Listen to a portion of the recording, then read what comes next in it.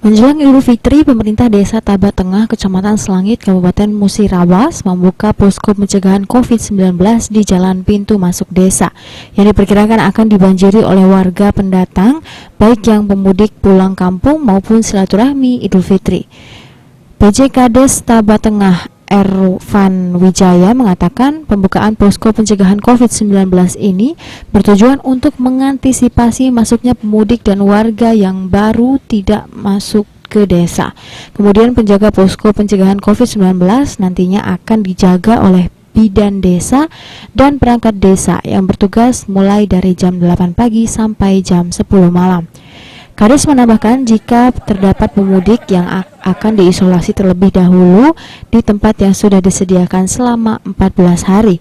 Apabila terdapat orang suhu badan melebihi yang sudah ditetapkan, maka penjaga posko akan memutar balik orang tersebut untuk pergi ke Puskesmas Selangit untuk dilakukan pemeriksaan kesehatan.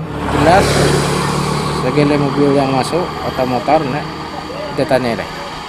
Kalau memang warga Sika kan, antara waktu tidak terdeteksi atau warga lain di desa-desa lain itu kan ada posko, kami segera menghubungi posko yang lain, misal ke Morondil, nanti dari posko kak menghubungi posko Morondil bahwa ada warga yang menjaga Sika, ada perusahaan tenaga kesehatan, ada bidan dan perusahaan dengan BPD dan perangkat.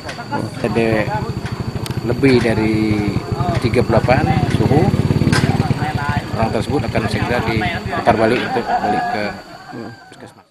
Adi Arianza, PAL TV.